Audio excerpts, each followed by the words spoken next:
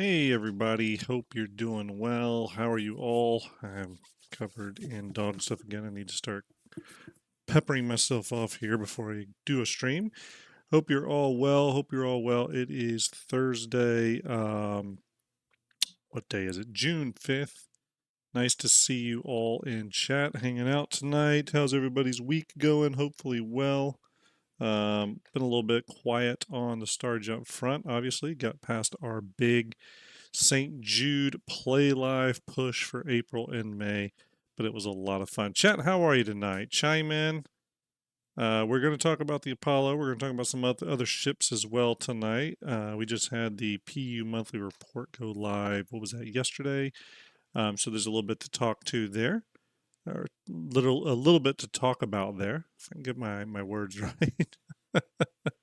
How's everybody in chat doing though?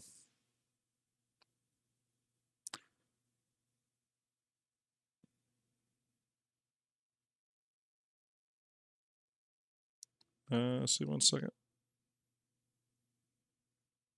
Okay. Just got the family to bed, by the way, so I had to make sure all of them got their good nights. Let's see here. Good enough. 4 a.m. and stay up to ship talk up. Yep, exactly. Galaxy owner, I'd rather get more mods. I guess some people talking in chat about possible Apollo variants. Again, we will talk all about that. Real quick, I am going to flip over. I want to just remind everybody, Quantum Vegas 2955. I know I've talked about a lot. But make sure you get your tickets if you can. It's only 36 days away, coming up very, very quickly. I do need to get on the ball with a few things. Going to be a great cast of people there in attendance, including quite a few CIG folks. Sandy Roberts, co-founder, obviously, of Cloud Imperium Games. Sean Tracy, Senior Director of Tools and Tech Content. Calaxtica and Zylo will be in attendance as well as a host of other content creators and stuff within the Star Citizen community.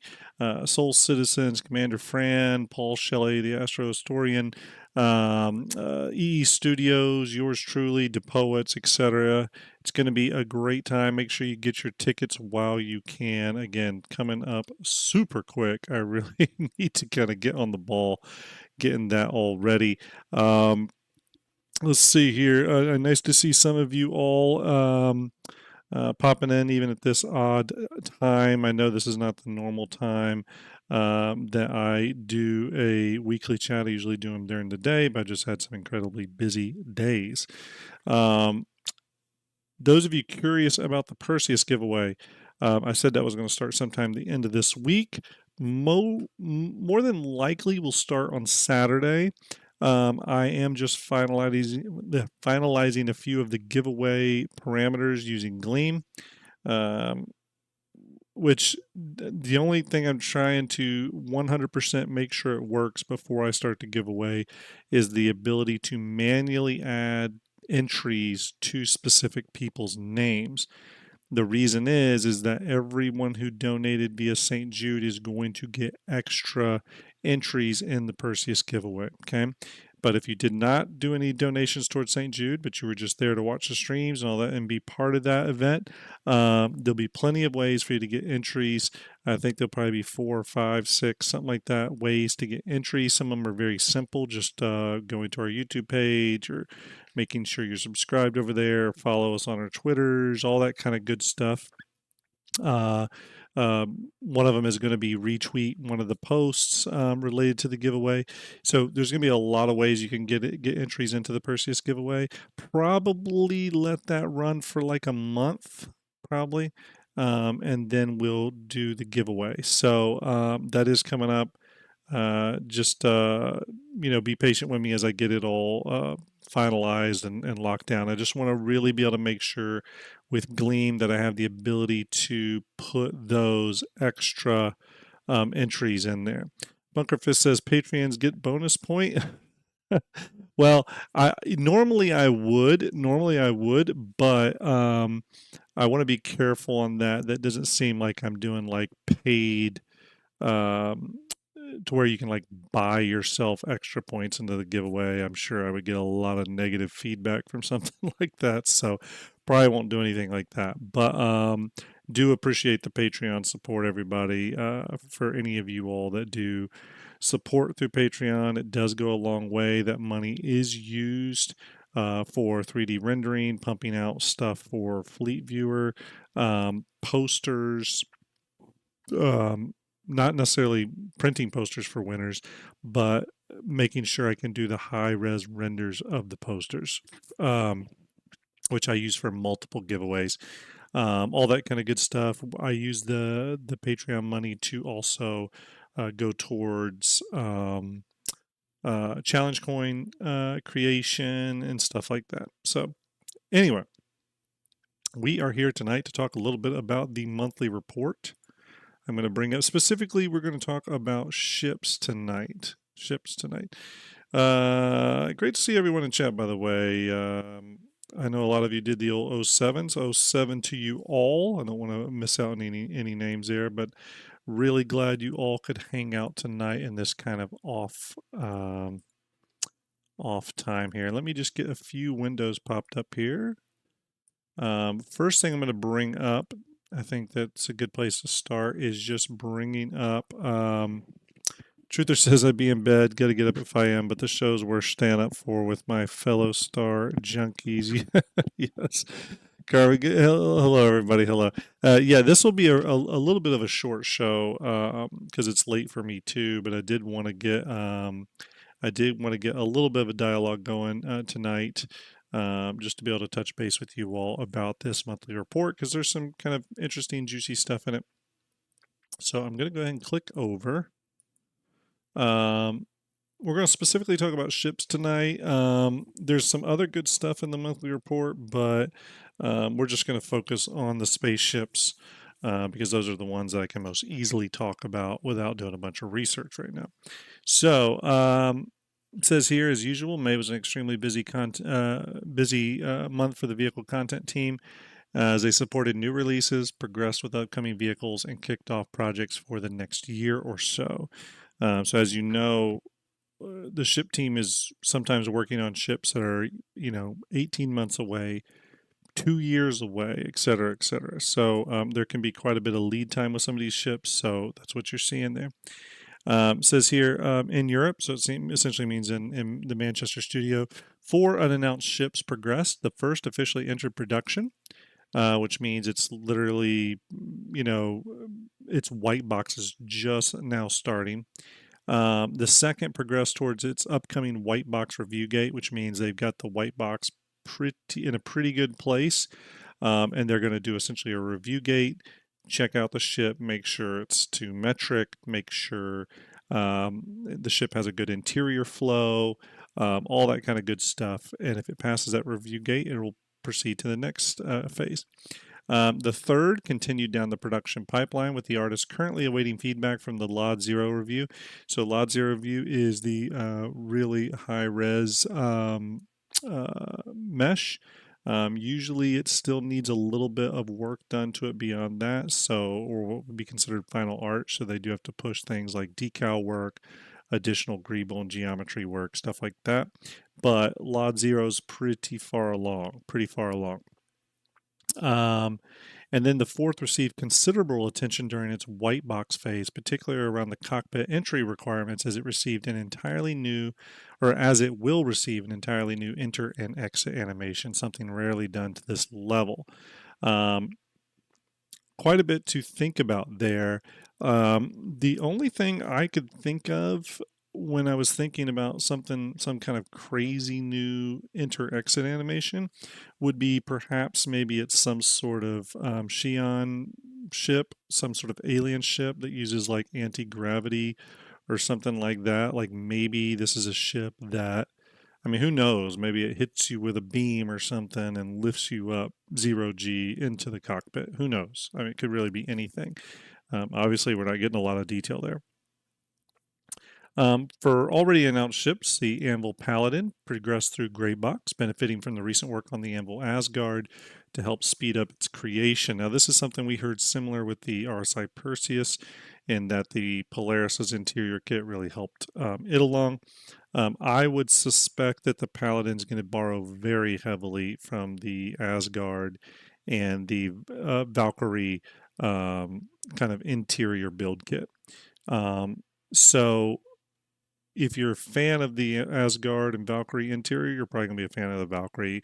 Those ships are all going to sort of sit in the same little bit of, little family. So, um, what that does mean for the Paladin, though, is it does sound like it's progressing really well. Obviously, after Gray Box, it's going to go into Final Art, move through Lot Zero, then Final Art, and then move to the downstream teams.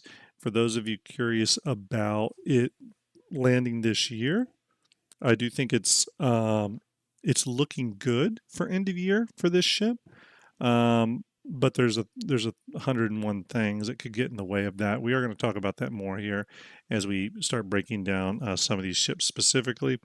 Guardian says, "Oh 07, I was surprised they didn't talk about the Pally during Invictus." I was too, Guardian. I think the reason they didn't know is they did want to keep focus. You've probably noticed this too, but I've seen sort of like a little bit of an overcorrection by CIG where they're really just focusing on ships that are releasing. We didn't get any concept ships. Matter of fact, we haven't had a concept ship since the Paladin pledge sale was done last year.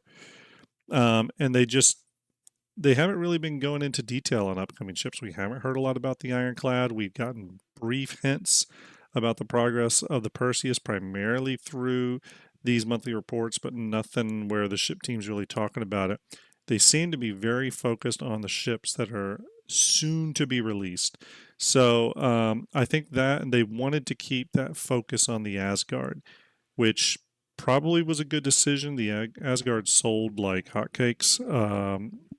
If you look at the funding for day 10, which was Anvil Day, they made a lot of money off the Asgard. So I think that's just how they're going about this. They didn't want to eat into the Asgard sales with the Paladin being talked about much. And then at the same time, they're just really focusing on near-term ships, right? And near-term to them might be, ships coming out within the, next month or two.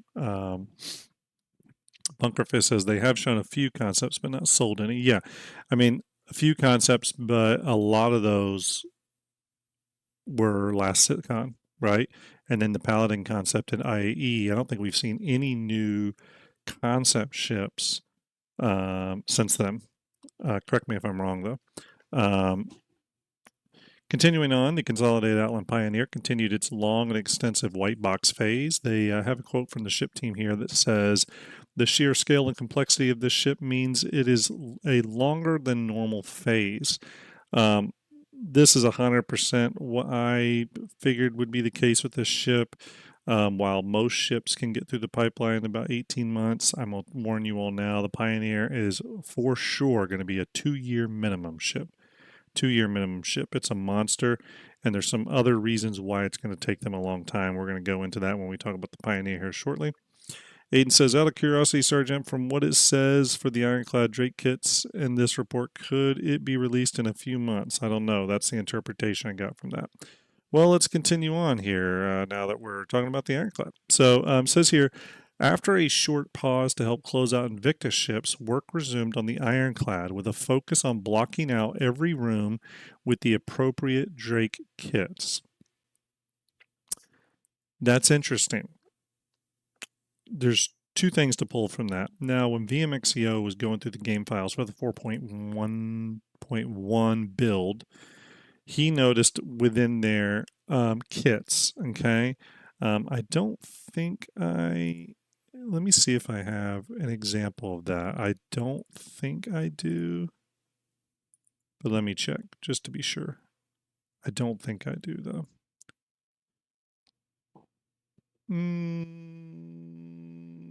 No, I do not. But regardless, VMXEO found these kits that are in the files now, and the kits, and there is a Drake kit, and inside that are things like corridor kit, stairway kit, things like that. So general purpose parts and pieces for the ship. The fact here that they're saying that they're blocking out every room with the appropriate kit makes me feel like the Ironclad could be a little farther away than we were hoping. I was hoping it was a this year ship. That comment gives me a lot of doubt. Gives me a lot of doubt.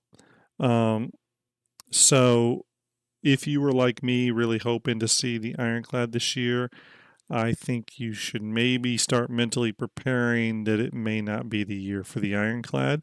Um, it's not to say it couldn't release this year, but it's already June, and they're talking about still blocking out the rooms with Drake kit stuff. For this thing to release end of year, they would need to be pretty far along through, um, at least through Gray Box and moving into like Lot Zero and then Final Art and stuff for this to come out this year. They really would be. So I'm a little concerned. I'm a little concerned. Rocket Man 194 says 2/3 of it is one big room. That is true. That is true. And maybe that is its saving grace. You know, it is like 126 meters long, but a good chunk of that is empty space. But am still concerned. Still concerned. One thing you'll notice here too for the Ironclad is they didn't mention gray box, Lot Zero, white box, or anything. They just said that they're blocking out every room with the appropriate Drake kit. So there's a lot of question marks surrounding that. I don't really know what to take from that in terms of where it is in its pipeline. So don't get too depressed yet if you're waiting on the Ironclad. We're gonna talk more about it. We're gonna talk more about it. There are some concerns there. They say here, with the Guardian MX Live, the North American teams moved on to closing out an upcoming variant for its impending release. With the ship successfully passing its final review, another unannounced vehicle passed its white box review following minor adjustments to one of its key mechanics. So let's talk about that first part of the statement there. They Guardian says, thanks for sharing those details. I wasn't sure how to read into that, but I don't get a warm and fuzzy on that Ironclad update. Yeah, and I'll go into more detail on why that is here in just a minute. But they say, but specifically, they mention the Guardian MX Live and then sort of talk about an upcoming variant. If there is a variant of the Guardian, I'm almost assured, or I'm almost positive it's a racing variant, to be quite honest with you. Not 100% on that, but I feel really positive on that. That's most likely a racing variant. And then the other one here, just as another vehicle passed its white box review following minor adjustments to one of its key mechanics. So when I think of ships and mechanics that have to get adjustments to its mechanic, it's got to be a ship. To me, it's got to be a ship that plays into an upcoming mechanic that we don't have yet, because obviously they're still figuring out how the ship should best serve that mechanic, right? So for me, I think it's possible. It's possible it could be a crafting or base building ship. It's or tapping into something we haven't seen before. Gameplay mechanic could be hacking. But I think it's definitely a ship that we don't have that gameplay mechanic for in game yet. Mostly Beef says bounty hunting could be bounty hunting. So again, there could be adjustments being made to its white box build to serve as mechanics, and the reason those adjustments are being made is because the gameplay mechanic is still under development as well. Okay, that's a speculation, but I feel pretty good about that. Last but not least here, the RSI Apollo Medevac and Triage passed their gray box reviews with a focus on ensuring each medbed module tier is distinct without being disruptively different to use. The RSI Perseus continued through gray box review, the RSI Perseus continued through gray box, ready for its gate review early this month. Okay, let's talk about the first one there. The RSI Apollo, okay, both the Medevac and Triage variants, passing their gray box reviews. That is a big milestone. I'm going to pop this image up. This here, if you read the monthly report, you would have seen this image in there. This is the interior of the RSI Apollo. Okay. Specifically, let me bring it up here. Bear with me. Hey, Starlet. Hope you're well. Everyone give Starlet a salute. bear with me, everybody. I'm just pulling up an image here. Where is it? Well, I had it. Ah, here it is. Here it is. Okay. So, let's pop this up real quick here. Let me cycle through these images. Here's the room in question. You can see it's got these big medical rooms right here. There's one on either side, patient room A, patient room B, with a central corridor that runs up to the bridge and then back to the rear, probably engineering area. So if I minimize that, you can see that this is what you're looking at here. The camera is in one of the med bay rooms. There's another one on the other side. You can tell because it's mirrored.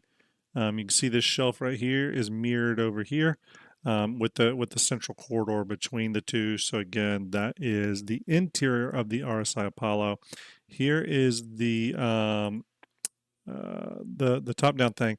The camera is actually back here, looking this way, looking towards this airlock, which leads to the bridge area. Okay, so it's, for my best guess, it's a camera back over here looking this way, Eskimonian just subscribed for 9 months in a row. Eskimonian, thank you very much. Salute to you.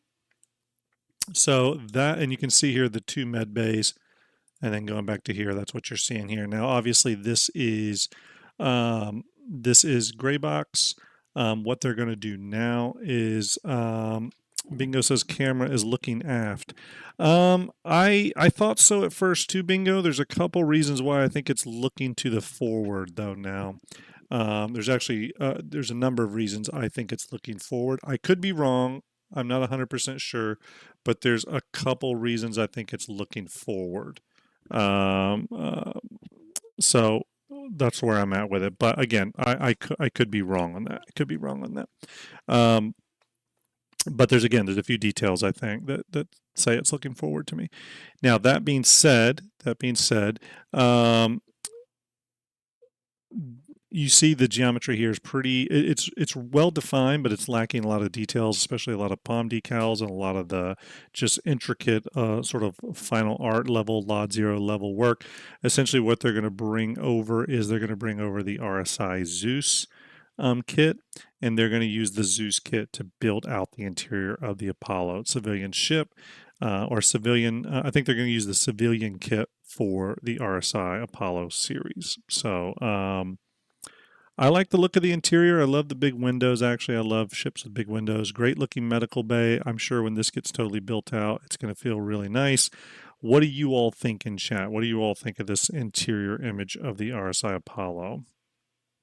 We're going to go into more depth on it here, but I really like what we're seeing here. I mean, I really love it. There's a lot of room to move around.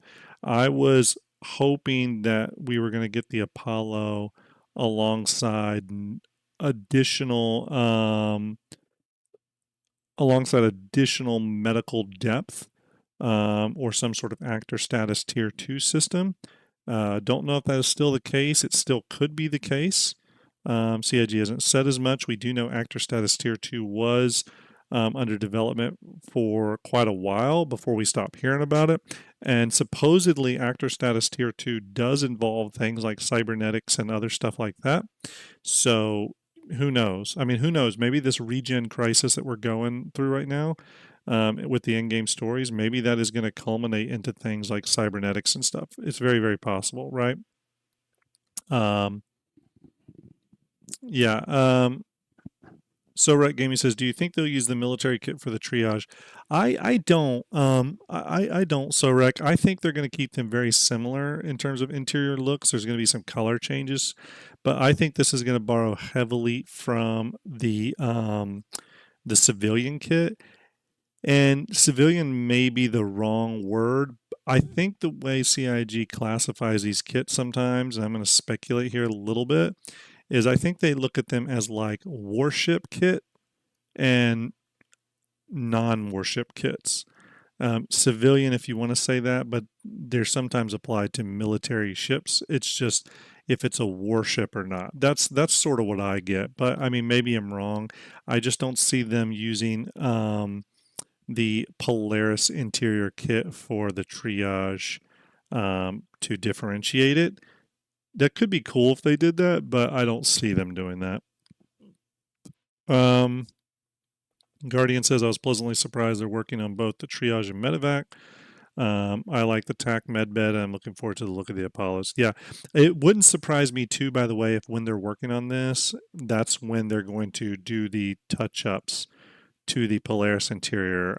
Again, we heard from John Crew offhandedly at the Chinese Bar Citizen that the Polaris interior is going to get a pass to bring it up in its detail level.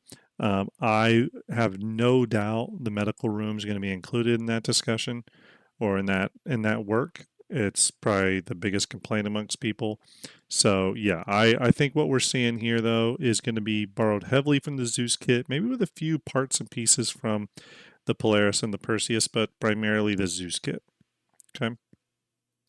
Um, but there it is though. I know a lot of people probably saw this in the monthly report. It almost looks from the angle that they're taking it here that it could be like inside some facility or something, but this is 100% the RSI Apollo. Okay, 100%. You can actually even see the RSI logo right there.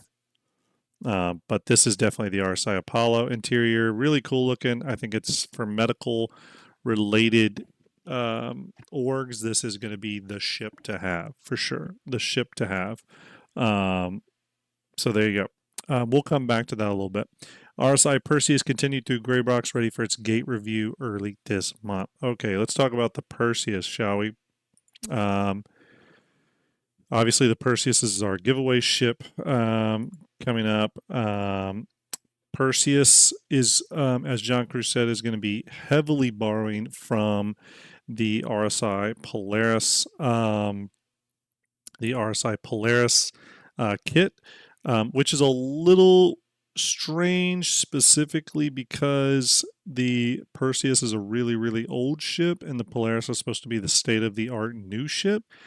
However, there could be a few changes. One of the changes I think they could make to differentiate the two ships is that on the Perseus, I could see, for example, like the bridge seats having not that like glass multi-touch user interface, but having more of a traditional kind of console seats setup.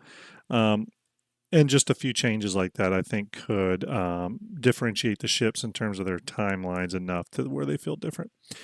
Truther says, looks like the camera is facing back of the ship. You're referring to the Apollo. So I did think this was facing the back of the ship, but I do think it's facing the bridge area now. I do think this is facing the bridge area.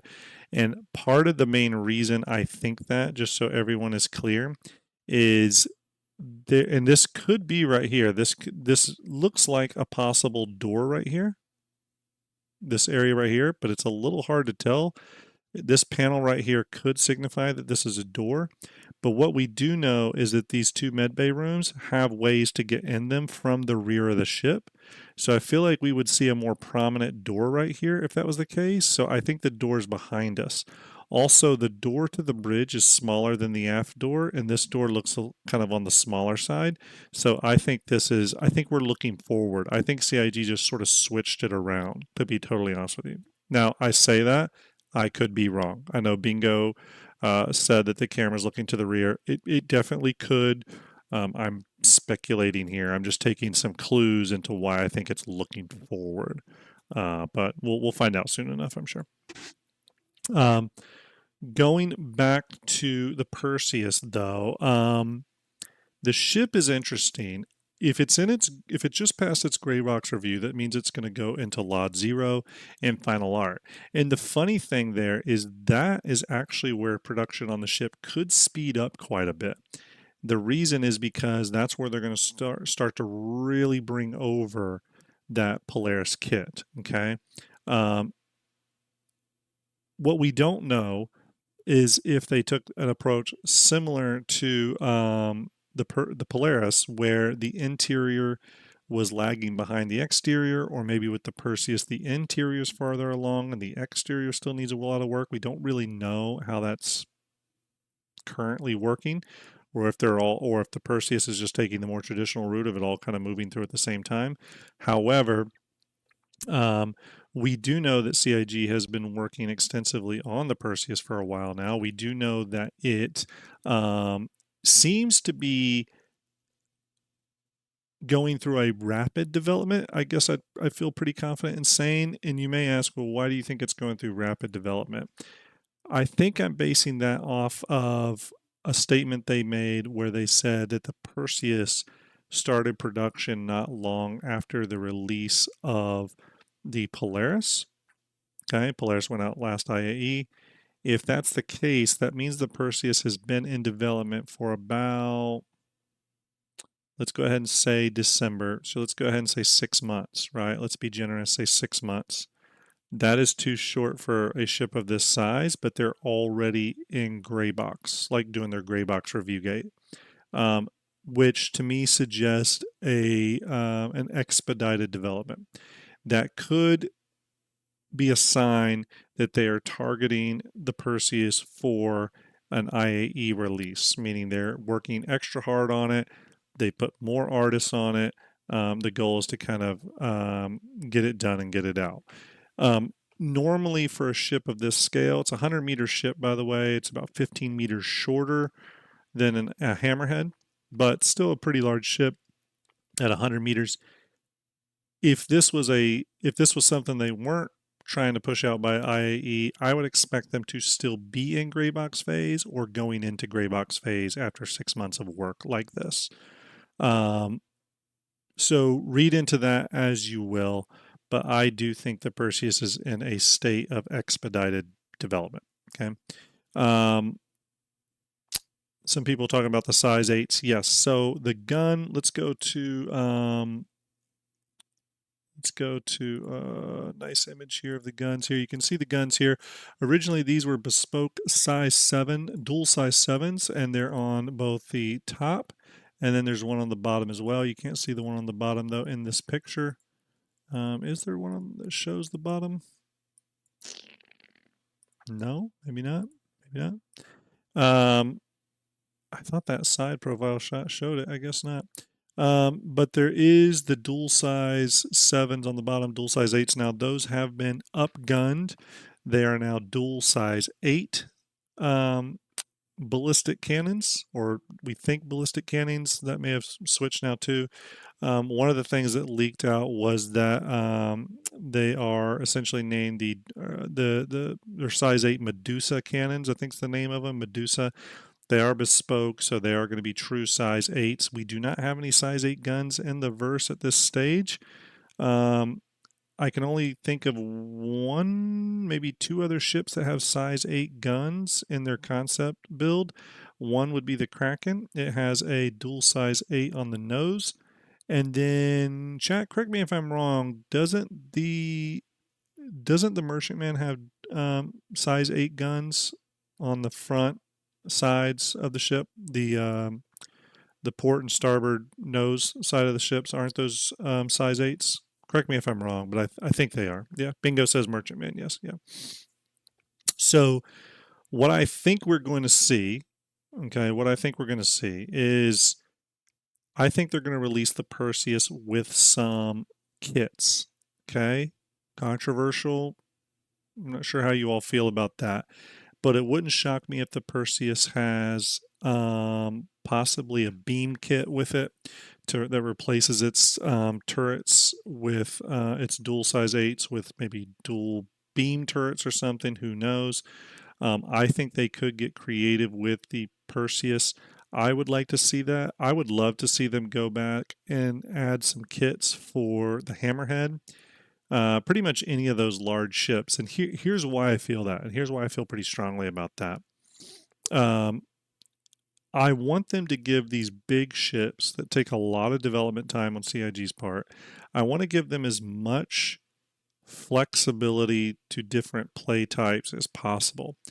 When they do that, that means the ship will appeal to more players. They'll be able to sell more of them, which validates the amount of work that goes into the large ships. So, for ships like Perseus, the Kraken, the Polaris, Idris, obviously, Javelin for sure.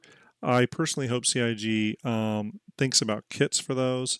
And yes, I do think those kits should be totally earnable in game, 100%.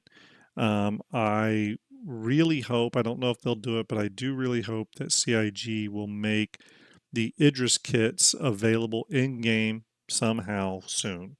Whether that's through some Wicklow stuff or um, getting some reputation up with a certain group, or like maybe you earn enough scripts and you can turn them into someone other than Wicklow. Maybe you can turn them into some, admin office or something somewhere and be able to purchase those kits for the Idris. I do think those should be in-game purchasable. Um, Farrell says, "I want the conversion kit for the Kraken." Yeah, if you own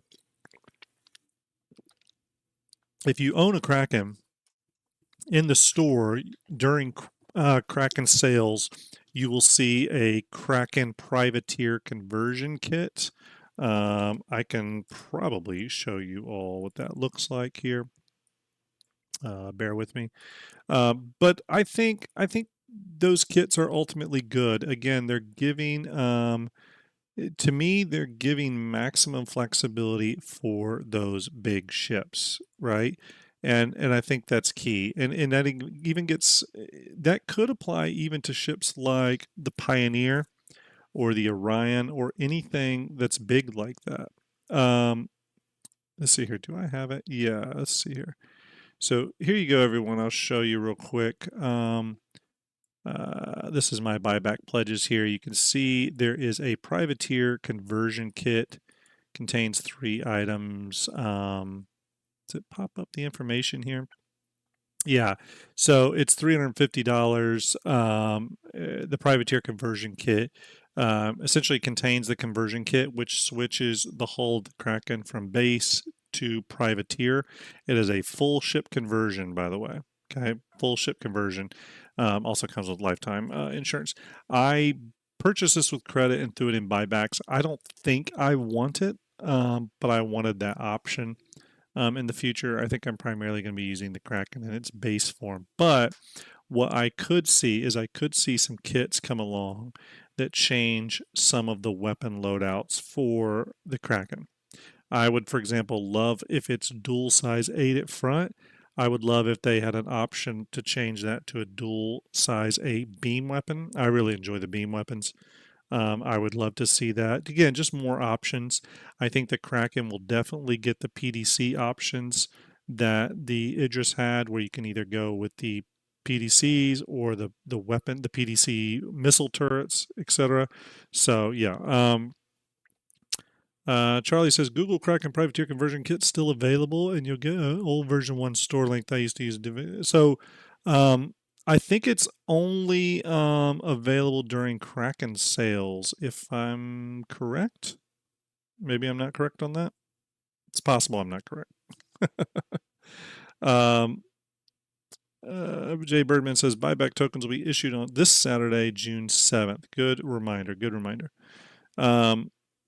Yeah, only when the Kraken's on sale. So, yeah, I mean, going back to the Perseus, I feel really good about the Perseus being released at IAE. I do think it's going to be the big ship. I had heard people say that John Cruz said this in that Inside Star Citizen video. I didn't see him say this unless I just missed it multiple times. But maybe you all can correct me on that. But I didn't see him say that. I think he said it like in some after hours grabbing dinner sort of things, but I didn't see anything on video with the words coming out of John Cruz's mouth that the Perseus is releasing at IAE. I did not see that.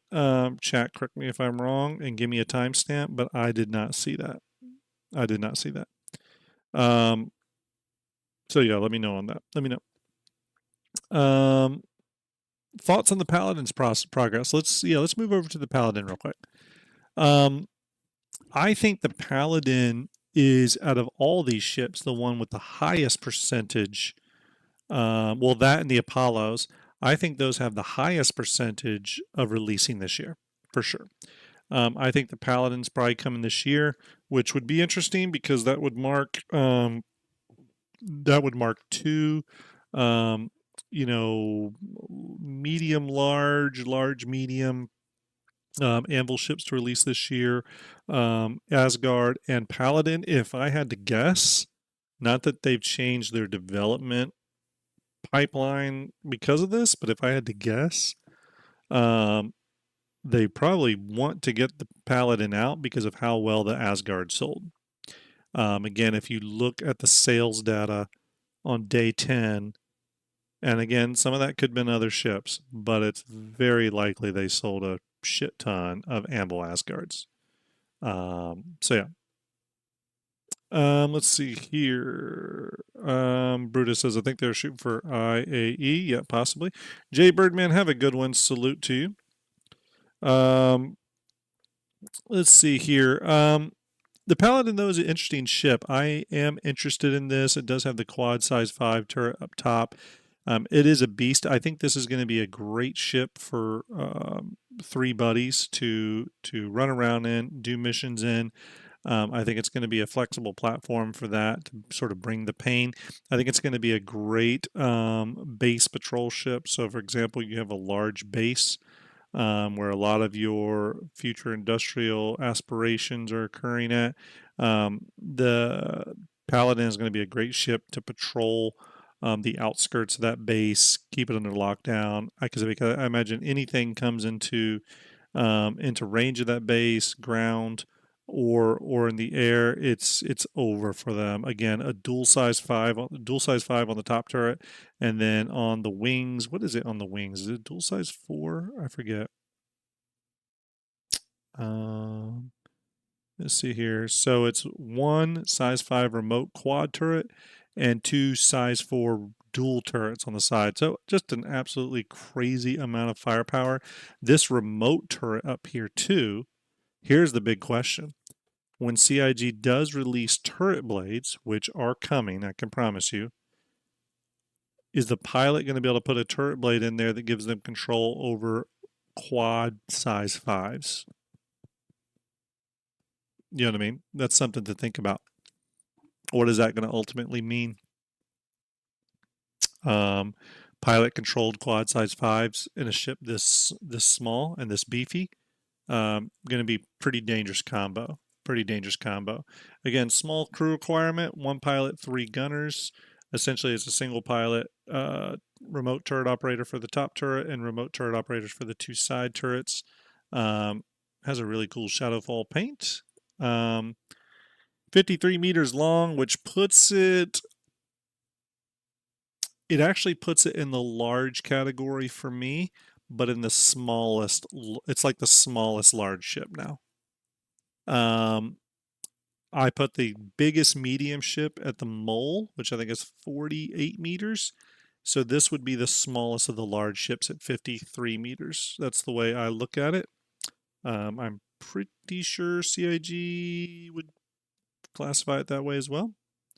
Eskimonian says the pilot would get 4 size 4 and 4 size 5. If the turret blades affect all the remote turrets, we don't know if they will. Maybe you can only affect 1 remote turret per blade. I don't think we really know yet. But this is going to be a popular ship. This ship is going to sell like hotcakes. I think CIG knows that. I think they are prioritizing its development as well. It would have been a great ship to drop on Invictus. I have to say, it would have been a great Invictus ship. It's a shame they didn't get it out. But that being said, it is coming. I think for those of you that pledged for this ship, you are going to be flying this ship this year. Okay. By the way, it's kind of funny here. This image here, this ship that's on fire, that is the Drake Ironclad, which is kind of cool. The Paladin and the Ironclad kind of were concepted around the same time. It does look like those are VTOLs. I didn't realize that. Pretty cool. I love the look of this ship. It's a really beefy looking monster. And the turret is able to go on a track and move. You can see the track right here. The turret can go from top and then slide to underneath on the bottom. So pretty cool. Pretty cool. It's got kind of a unique, do they have the images of it here? Let me go back up.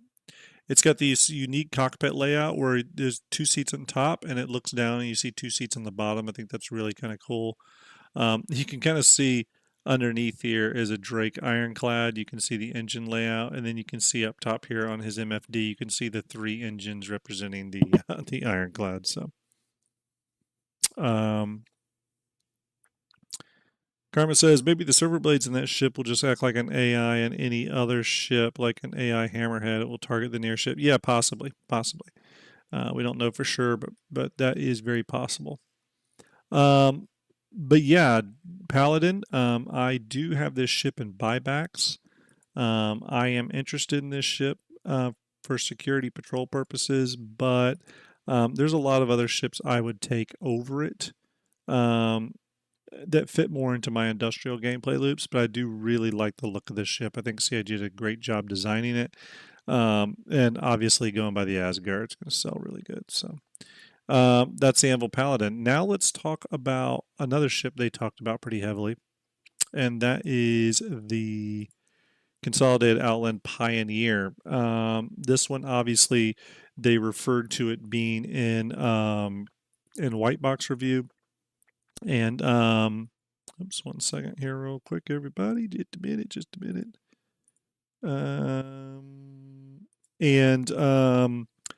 This ship being in White Box Review, they mentioned how it's going to have to stay. It's going to sort of be in White Box Review for a while because it is a very complicated ship.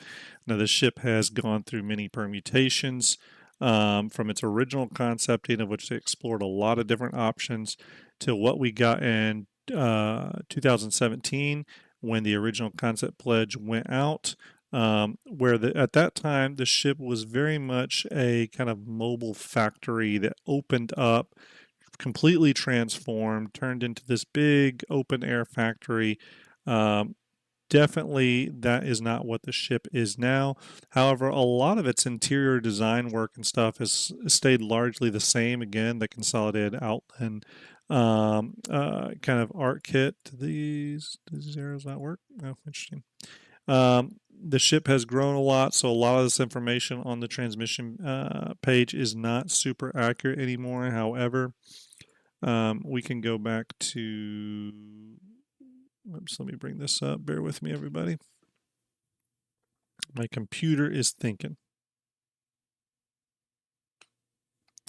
There it is. There is the Consolidated Outland Pioneer. Okay, let's go through a little bit about what we know on this absolute monster of a ship. First and foremost, the ship does support the base building gameplay that is planned for Star Citizen.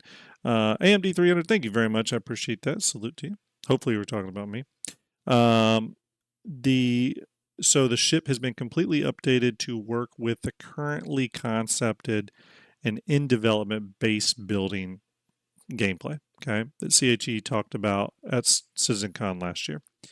So it's been rebuilt to metric, which it did receive a considerable size increase. They look at it as very much a self-sustaining mobile base. They use that thank you, AMD. Appreciate that. Salute to you. I really do appreciate the kind words. By the way, everyone, if you're over on YouTube, please hit subscribe on the channel, hit the alert bell, hit the thumbs up. It really goes a long way. If you're over on Twitch, definitely follow the channel. I greatly appreciate it. Send that javelin overhead for me. Another ship they use the term a self-sustaining mobile base is the Drake Kraken. So again, it really gives you some insight into how CIG views some of these big ships. Okay. They really want them to be kind of a home away from home. Let's see, Fluox. Let's see here. Stand by. I did see your message.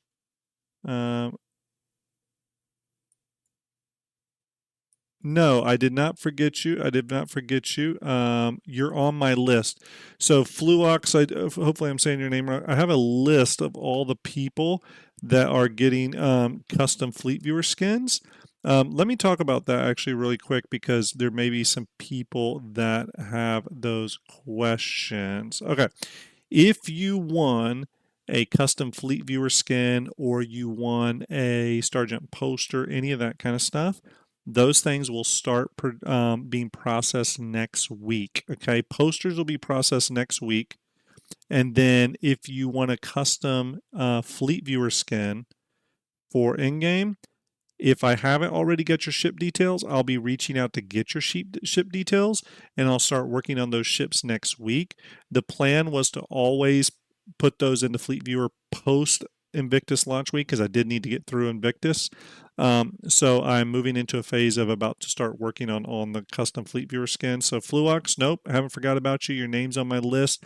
I will send you a DM after this stream to get the information I need from you, okay? Quinn says, Grim, did you name your Idris? I did not name my Idris yet. Are all of the waves open now for naming? I wasn't sure they were all available yet.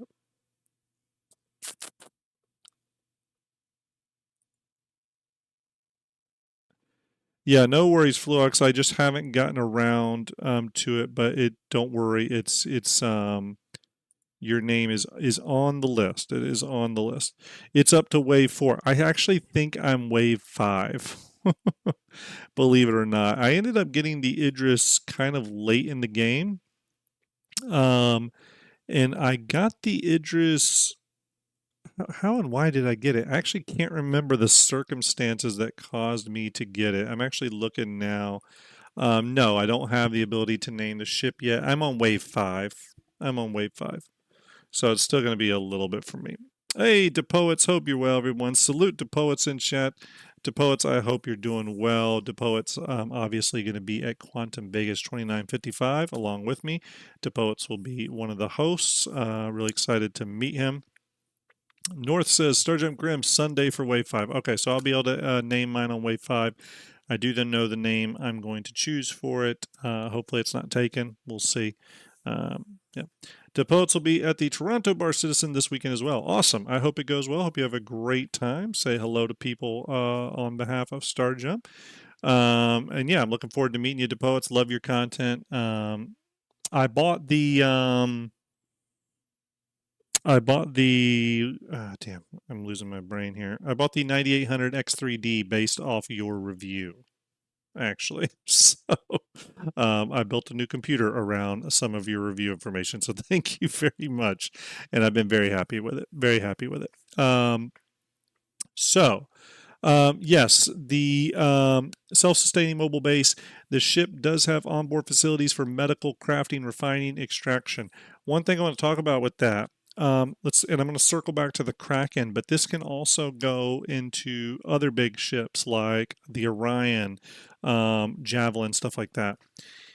The ships that don't already have onboard areas scoped out for medical crafting and stuff like that, I do think that is coming to big ships. John Crew has gone on record as saying that the Kraken still has a lot of internal room to utilize, that they have not even used up near all the space internally in the Kraken. He did mention a medical room one time, but I think we're also going to see other stuff come to the Kraken, such as a brig, possibly a crafting room, etc. So what you're seeing here in the Pioneer reconcept, in my mind, is you're seeing CIG's new vision for reconcepting some of these old concepts. They're changing big, large, fundamental parts of the ship and how they work, but they're really trying to make them worthwhile, right? So, for example, one of the last ones there is extraction, refining and extraction. The Pioneer is going to be able to use its landing gears as ground extractors to pull up minerals, its onboard refinery to refine those materials so it can put those refined materials directly into its storage grid and use for building. So again, CIG's thinking quality of life right there in the reconcepting. I do think we're going to get that when they I don't want to say reconcept, when they do a polish pass on the Kraken's concept starting into this year, hopefully. Quinn, I told you you can't talk bad about Drake ships on a Grim stream. You just can't do it. Okay.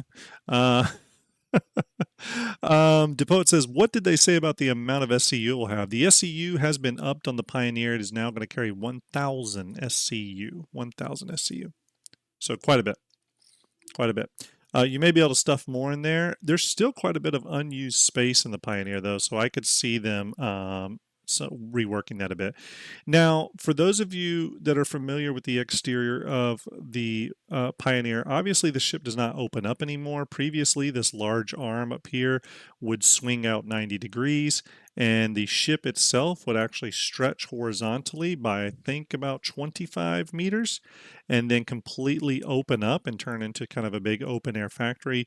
I always thought that was insane, and there was no way CIG was going to be able to do that. Talk about the whole sea being complicated with its moving physics grids. This would have been on a whole other level, okay? And I was always one of those people that was like, this ship is never going to get finished. It's going to be like the Endeavor because it's so complicated. Well, in the reconcepting, I do think CIG did the right thing. Now, I agree with Starlet. I think Starlet's still in chat. It does kind of suck that it doesn't open up anymore.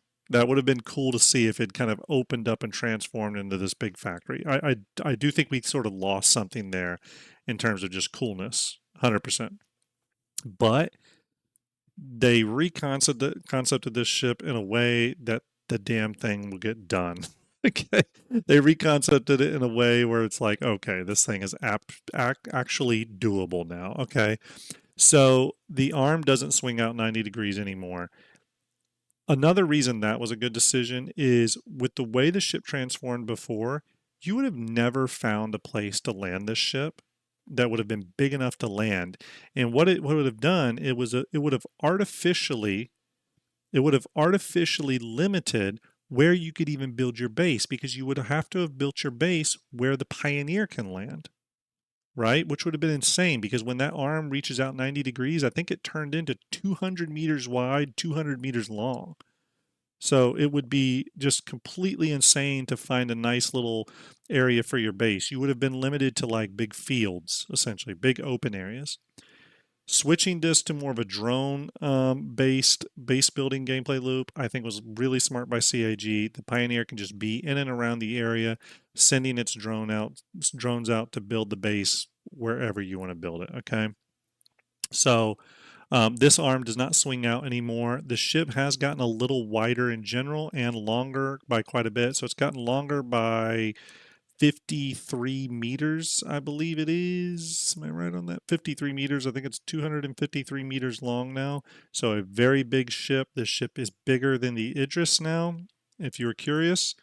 Almost as long as the Kraken. So getting very, very big. The ship is also wider. They did make it wider. I think the beam adjustment on the ship to be wider was primarily centered around the size ship they wanted to be able to be manufactured internally. Okay, so you can see the big hangar doors here. The Pioneer is going to be able to manufacture small ships, both internally, and small ships can land on the pad and be brought down. Now, a small ship is pretty much anything up to like a Nomad, right? And here's the thing, CIG doesn't necessarily need to make sure that the Pioneer can accommodate every medium ship. It technically just needs to be able to accommodate consolidated outland medium ships. Okay, so the Nomad, possibly that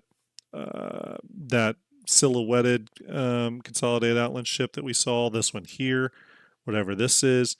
So you're going to be able to land those on the pads. Okay, and those pads are going to be able to be brought down the ship. Beyond that, not much has changed from the exterior other than it doesn't open up. It's still got largely the same silhouette and profile.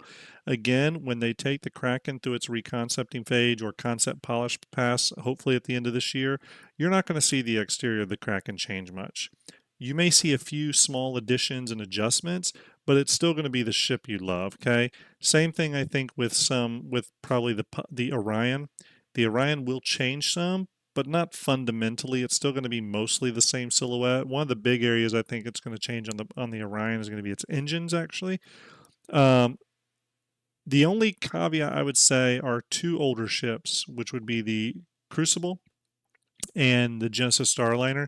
I do see those being updated in more significant external ways. I think CIG will try to keep the spirit of the current ship concept, but they are going to have to change it pretty radically to fit with those Anvil and Crusaders' current art styles. Okay. Um, Moving along though, we have our bridge area here. Again, Pioneer's got a really cool bridge. Any ship where the bridge looks out over the ship is going to be really great. So bridge area here is where it's sort of like a little command deck. This moves back to a small component bay right over here. And then that moves up to this room up top here and the room on the bottom. These two rooms are occupied by turret seats and escape pods. Okay, so escape pods and turret access on top and bottom, and then bridge, command deck, and component access on top bridge. Okay. Moving down right below that area here, you're going to have access to main engineering. This is where all the serious work happens on the ship. We have some component corridors here that lead to a main central hallway. This hallway here connects to habitation, the main common area or rec area, and then down to the private kind of habitation areas down here. What I think we will also see is room made for possibly the med bay in this area, or the med bay might move up in this area. Okay, as you can see, there is some empty area on the Pioneer that they could utilize. Okay.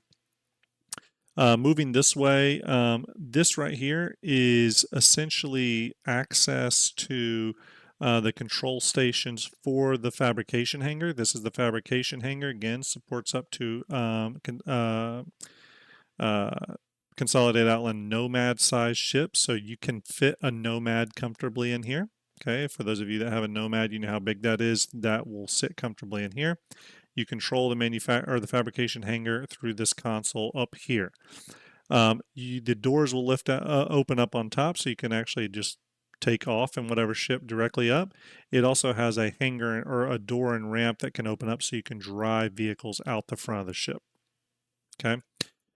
Moving down this way, you do have access to the elevator landing pad, so people can land on outside of the ship and be brought internally. Now, we don't know if any additional functionality will come into that. Maybe you'll be able to refuel or rearm or repair ships there. I'm okay with it not being able to refuel. I personally would like it to be able to repair and rearm, or at the very least repair, just because of the industrial nature of the ship. I think that would be a really cool feature to add. Leaving out this area, you go into this main work corridor here. This main work corridor has access to a few things. Up this way, you get access to 4 crafting stations. These are the larger crafting stations, by the way. It's got one here, here, here, and here. And then access to the 1,000 SCU of cargo, which it uses to build the bases from. And then right back here, there is a big industrial elevator, freight elevator. Moving further down, there's a hallway that goes forward here, at which you get to the control station for the 4 extra large drones. These drones will be used for building your bases and or the supply hub, which is used to build space stations. Okay. We do have some additional access down here. I'm not 100% sure what is down here or what is in this room here, and possibly what is in this room here. Now, one area we haven't seen of this ship is the medical area. So it's possible it exists in one of these areas. Again, CIG didn't really show that particular area of the ship, so I'm assuming it's over here in this area. Again, it does hold 4 extra large construction zones or drones. Okay, not 253, 247 meters long with a beam of 133 meters. Just give you an idea, its width is longer than a Carrack is long. Okay, a Carrack is 126 meters long. The width of this ship is 133 meters long. So big, big, big. Ship's 53 meters tall. To give you an idea, that's about Corsair tall. So if you stood a Corsair on its back, that's how tall the ship would be. It does have the ability to craft small ships and vehicles. It has integrated ground extractors in its landing gears. So you can see these big landing gears down here. They have integrated mineral extractors so that it can extract from the ground. What does that tell us? That tells us that we are going to have mining ships that are able to mine from the ground. Okay. They're going to be able to pull out of the ground from planets. Going back to that earlier PU monthly report where it was talking about that gameplay mechanic and one of the ships being reworked a little bit, maybe it's a ground-based miner, right? Maybe it's a ground-based miner. Hudson Ox says, Grim, what do you think? Will they ever lower the Guardian MX's landing gear to make it look like the basic Guardians? The MX is slightly taller and can't fit inside the Polaris. It's possible they could adjust that. I'm wondering what the reason was to lift it up higher like that. Maybe there was a reason. I don't think they've said as much. I mean, it's always possible they could lower it. It's always possible. The ship has received all capital components across the board before they reconcepted. It was a mix of like size 3, 4, and 5 components, I believe. And now it has 1,000 SCU cargo capacity. So that is it, the updated Pioneer. Again, we know it is in development. They've said as much. It's probably going to stay in its white box phase for a while.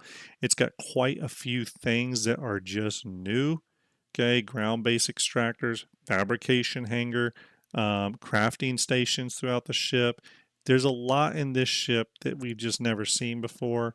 In addition to that, it's capital size consolidated outland kit. Okay, take that as it is, but that guarantees we're going to get some medium level consolidated outland ship at some point. Like guaranteed. But what do you all think? It's a pretty good monthly report. I was glad to see the progress on some of these ships. I do personally hope we get continued updates on the Pioneer. To be quite honest with you, it's such an important ship to the future gameplay of Star Citizen. Not only the future gameplay, but the future in-game. To me, I really look at it as a critical ship that CIG has to get right. And personally, while I don't think they should use the community as a constant sounding board for decisions, because they need to get the ships done, and they're not going to be able to do that if they're listening to every bit of community feedback coming in. But I would love them to pull back the curtain a little bit on the Pioneer's development so that we can see some of the decisions being made, see the intent behind them, and feel good not just about an expensive ship, but also about an absolutely critical in-game gameplay loop. Okay? Because I can tell you right now, if base building or facility building, because people are going to be building things beyond just bases, if that is not done right, a large section of the gameplay audience for Star Citizen is not going to be there. They're going to leave. I'll be one of them. They have to get this right. You know what I mean? So, yeah, Quinn says, did they make some consolidated outland ships for Squadron 42? I'm almost positive they did. In that one gameplay trailer we saw, we did see a large consolidated outland ship. I will try to bring it up now. Let's see here. Squadron 42 game. It was I Held the Line, right? It was I Held the Line video.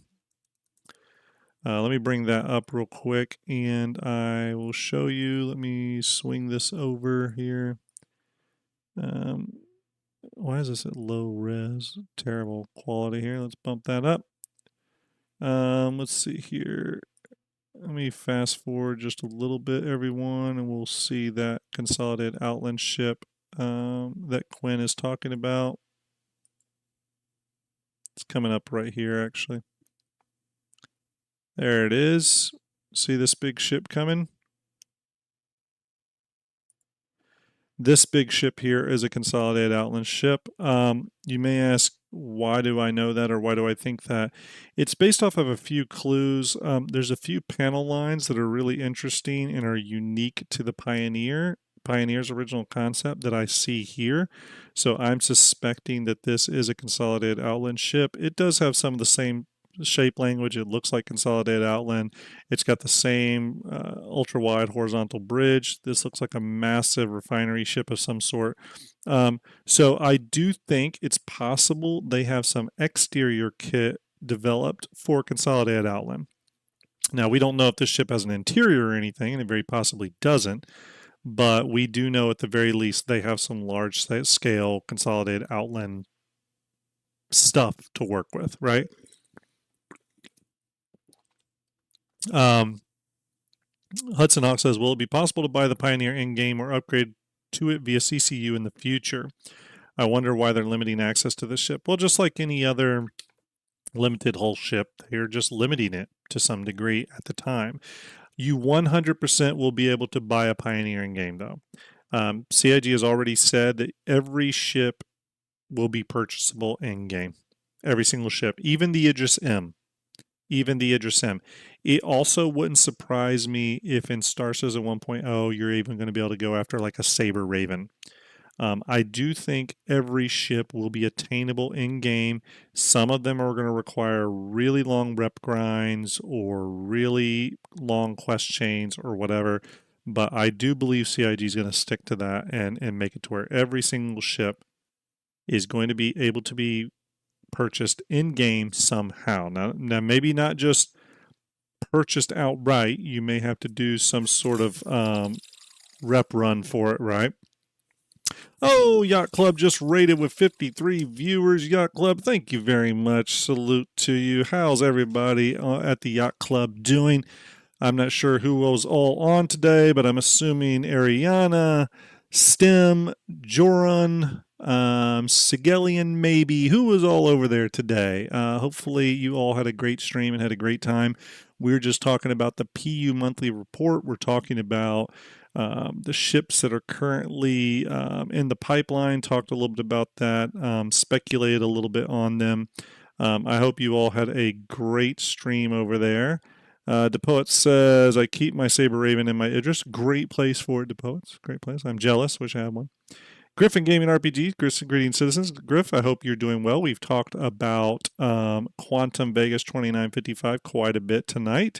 DePoets is in chat as well. I did see the new imagery that you sent my way, Griff. I absolutely love it. Appreciate it.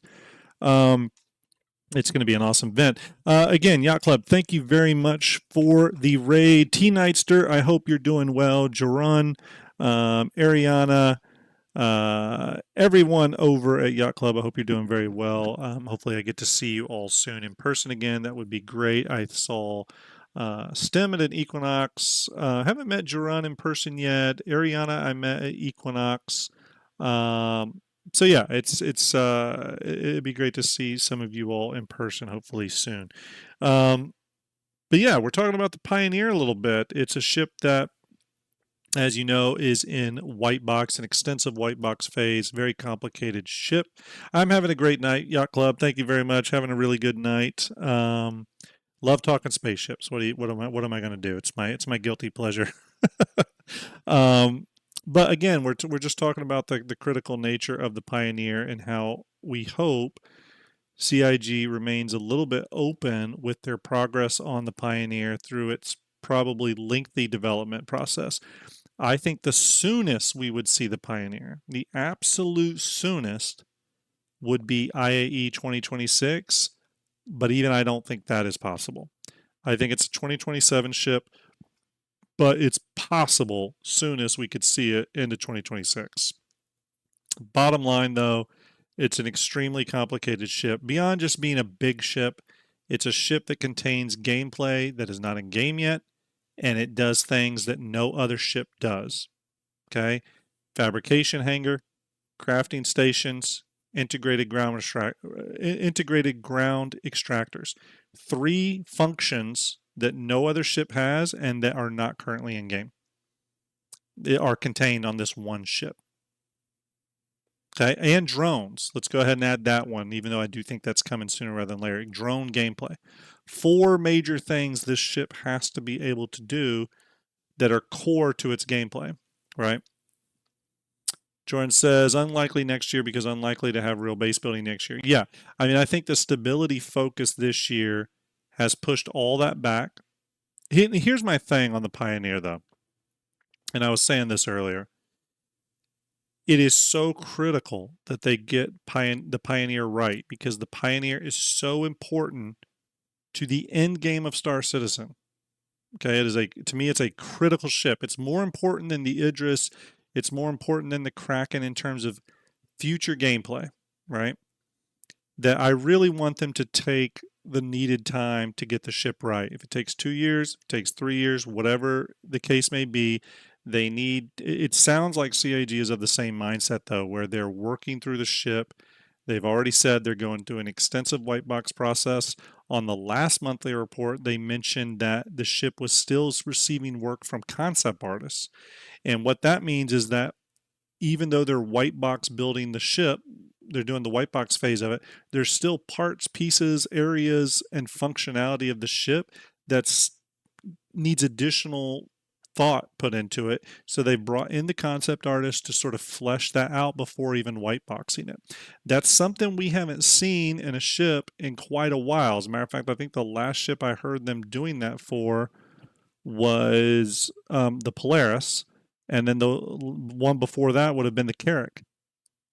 So it's just one of those ships that's going to need a lot of thought. I hope they give it enough time to cook. Just keep a core group of people on it, churning on that ship. I don't think it will. I'm speculating here, but I don't think it will go the way of the Merchantman, where a pin gets put in it because of various issues and we don't see it again for another 5 years. I don't think that's going to happen. And the Merchantman was tied to some ship developers that left CIG. But where I'm going with this is, I think there is still a major focus on getting base building into the game sooner rather than later, because I do think they want to start testing that, because they know it's a core gameplay loop. Again, I had heard a while back that base building was going to be not the point of the game, but like a major part of why we play the game, right? And Richard Tyra kind of walked us through that, right? He even said, like, if you wanted to get the F7A Mark II blueprints to craft, he talked about the little path you'd have to go, and one part of that path even had you building like a little manufacturing hangar or whatever. So I think building in this game is going to be a really big part of the core gameplay loop, the core anchor of the game. So because of that push, I do think they're going to need a long time to test base building, crafting, resource management. So I think they are wanting to get that stuff in the game so that we can test it for a few years before leading up to Star Citizen 1.0. I do 100% think that the Pioneer will come out before 1.0. I think they want to test that. I think they want to test the supply bay construction stuff, space station stuff. They're going to want to have testing on that done before we go into 1.0. If that stuff is indeed the end game, while you don't always have to have the end game in place for the launch of an MMO, there have been MMOs that have launched without their end games, and the end games come in like a quarter or two later. It's never really worked out great for those games. Some have weathered it, some have not. But what I would suspect is that they want to have some base level end game stuff in game before we go to 1.0. You know what I mean?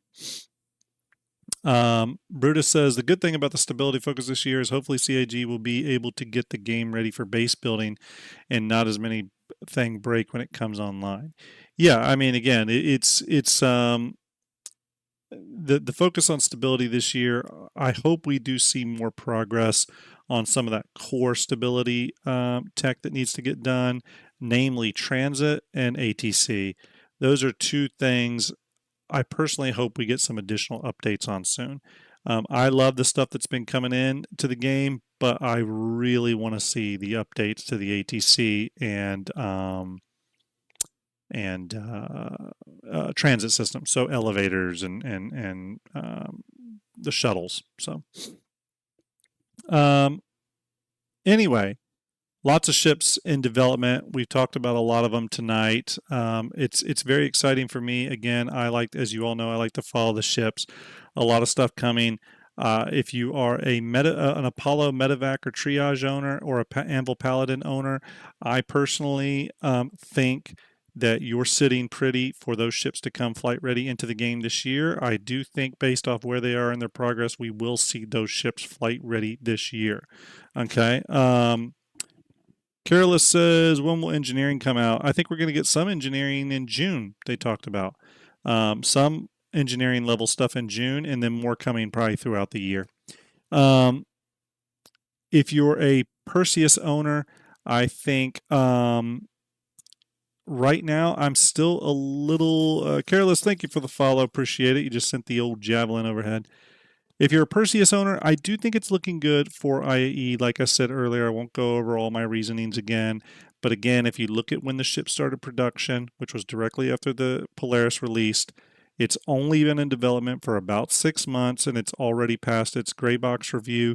That, to me, I read that as the ship is in some sort of expedited production state where they are trying to push on it pretty aggressively.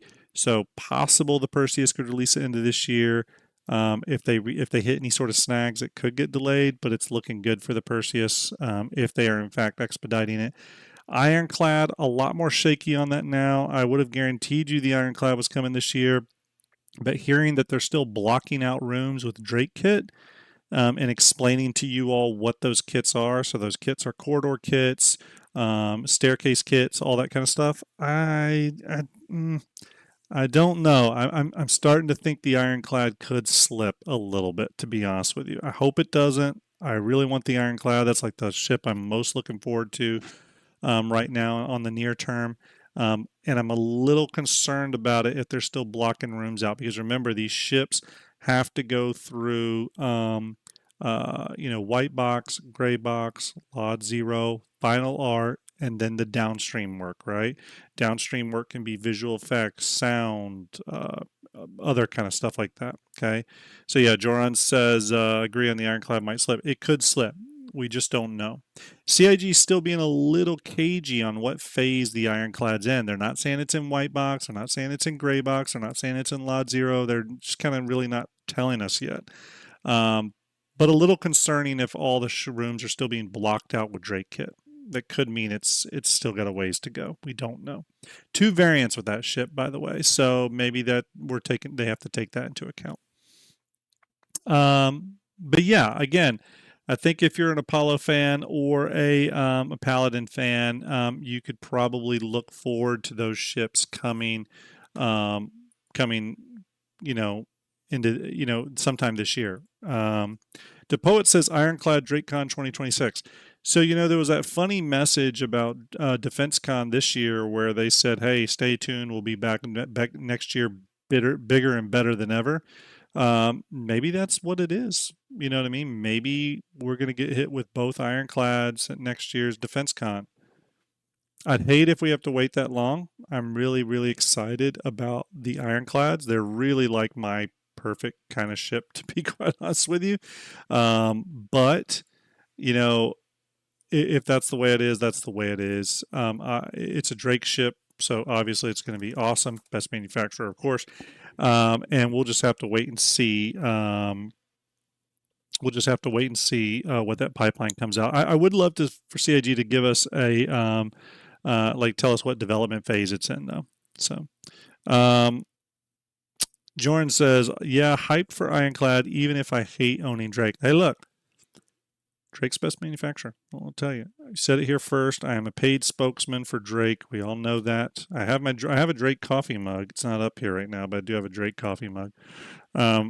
When the Kraken finally releases, when they finally release the Kraken, we're going to see a lot of new Drake fans, I can promise you. We may see it with the Ironclad.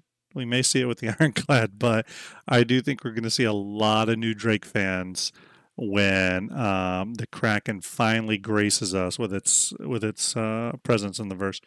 Carla says, "Is it possible the Javelin will deliver to players soon?"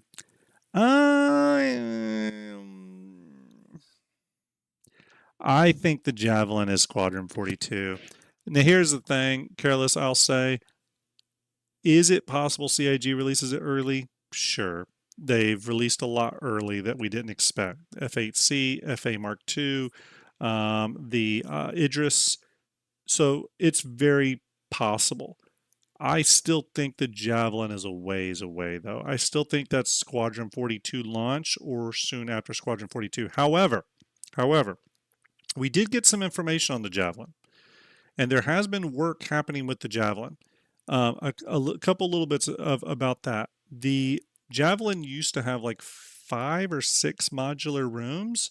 We're now hearing that it has 2 modular rooms, which sounds like CIG sort of reconfiguring what that interior space is like, especially on the modular front.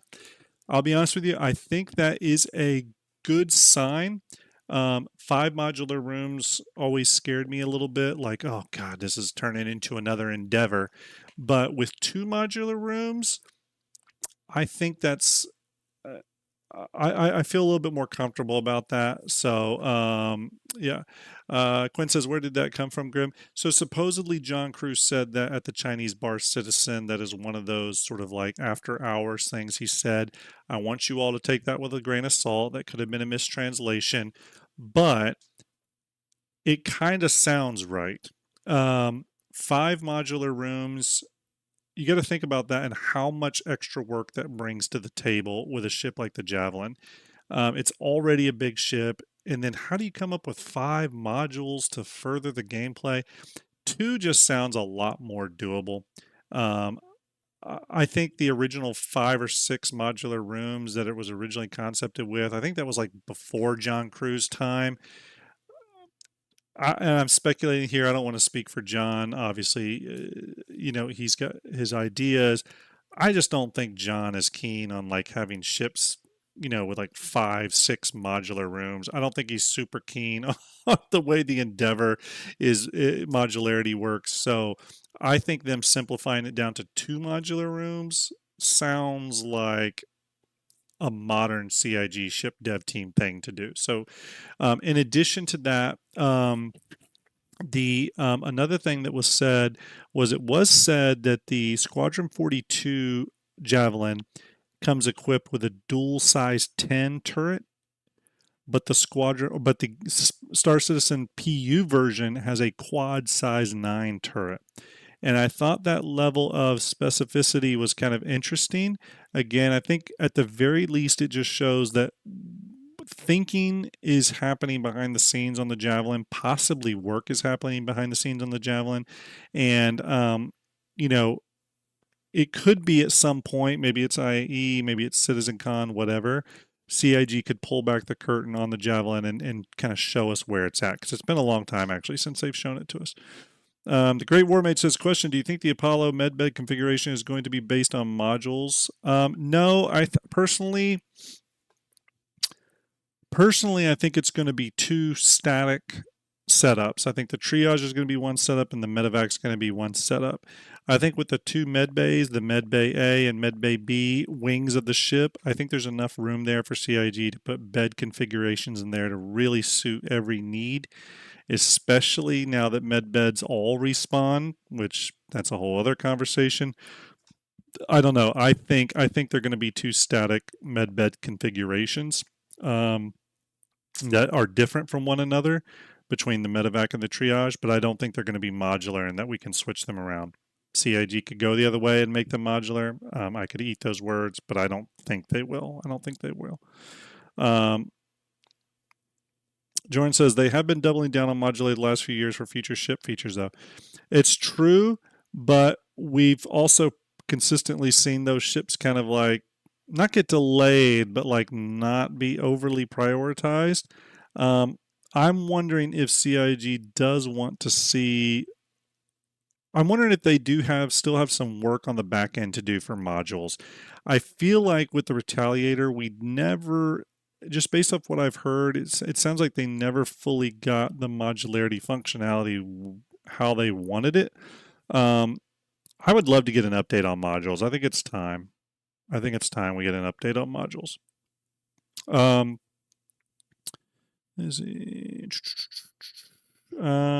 See here. What else? It is 11:34, everyone, my time, so I am going to have to raid someone. It's been awfully fun hanging out with you all tonight. I do appreciate the raid by the amazing Yacht Club, some of my favorite people ever. I always love going on the Yacht Club, hanging out, talking Star Citizen, a lot of fun. We're going to raid someone tonight, everybody. Do not forget to get your Quantum Vegas 2955 tickets if you haven't already. I want to see people there. I want to meet some people there. I am going to be coming with some unique Starjump swag. I'm going to be bringing some challenge coins, some pins, stickers, all kinds of cool stuff. So make sure you find me at Quantum if you're going to be there. Just put the link down in chat. Again, thank you for the incredible St. Jude push this year. Again, everyone, we raised $40,000 lifetime. And over the course of April and May this year, we raised $24,000. $24,000 in 2 months. Absolutely amazing. That's credit to you all. Thank you very, very much.